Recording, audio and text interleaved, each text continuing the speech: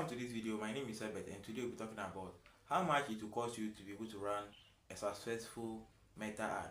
If this is the first time you are seeing me, I talk about meta ad and how we can be able to use meta as a platform to be able to get sales and visibility for our businesses.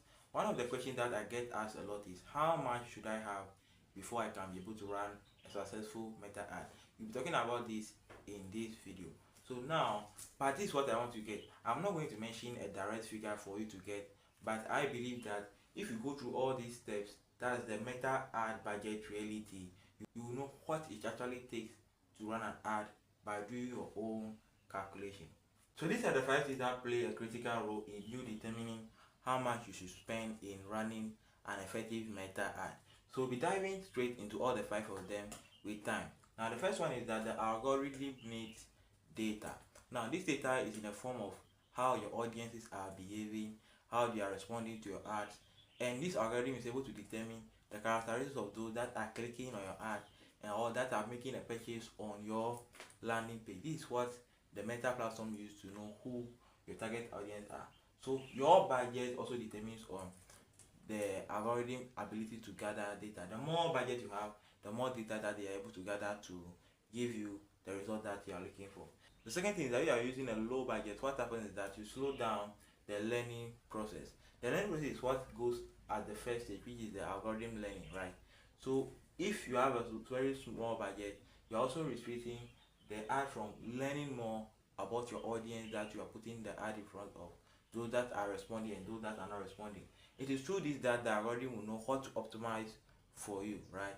So these are things that you have to be paying attention to before we determine how much we use for our ad budget. The third thing is that the cost per the result that you get varies based on the market that you are. If you are in a high ticket market like real estate, automobiles, what happens is that you know that the cost per lead is relatively higher. But saying that the markets are different, you shouldn't use real estate budget for selling clothing and apparel, provided it's not a high ticket product, right? And these are things that you must take or we must understand once we are running profitable ads for our business. The next one is that when we are running ad, we need a budget itself and then a testing phase, right?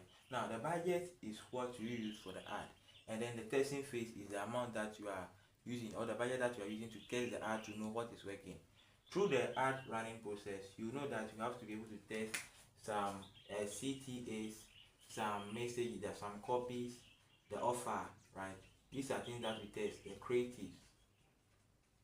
So we also need budget to be able to test these things that we are talking about in the ad running phase. There are a lot more things that we can also test here. We can also test our message that we are using for the ad, right? These are things that we have to test in the ad running phase. So whilst we are talking about how much it costs us to run an ad, let us also know that yes, there is a need for you to have a separate budget that talks about how much you are testing the ad for to know what is working. If you are running an ad, you understand that yes, some ad copies perform down, others some videos perform down, others some messages perform, and then some offers are ready to attract more people than others. Even if you are using a landing page, you must be able to test your landing page message, right? These are things that you have to be able to test to know what is actually working in the niche that you find yourself. Now the last one is that scaling comes from the proof. Now after running the ad, you'll be able to identify the CTA that is working, you'll be able to identify the copy that's giving the best result, and then you'll be able to identify the offer and other things that we are talking about here. And then you can also identify the creatives that are also bringing in much more results. So you being able to test all these things, at the scaling stage, you are going to use the things that are working in the testing phase to scale up your ad. So these are things that you must go through before you are running an ad. So the testing phase, you may dedicate 3 to 7 days for the testing phase, right? Where you test a lot more creative, a lot of messages, a lot of CTAs, right? So after the 7th day, we assume that yes, you know what is working and you should be able to scale. Now at this time, if you are, let's say you are testing with $3 per product, depending on the niche that you are. I'm just giving an example. I'm not saying if you run an ad with $3, right? So let's say you are using $3 per ad in the testing phase, and you're able to identify that yes, $3 is giving me $6 in benefit. Then you know that yes, if I scale right now, or I'm using the scaling phase, I'm using a budget of $10, then I should be making something close to $20 or more, right? So these are the psychology, or these are things that determine how much we put on our ad. It's not all about saying put $20, put $10. No, you must be able to know what is working first, how much you are making from the small budget that you are putting on it, and then you can have the confidence that now if I put $10, I should be getting $20 in return for the ad spend that I'm making. So you know that yes, you spend $10, you have made $20, and then your profit is $10, right? These are things that you must be able to identify what you are running an ad. Your return on investment may range from 2 to a level of even 300%, right? Depending on what you are selling. If you are selling a real estate product, you can make higher this one, or tomorrow you can make a higher profit.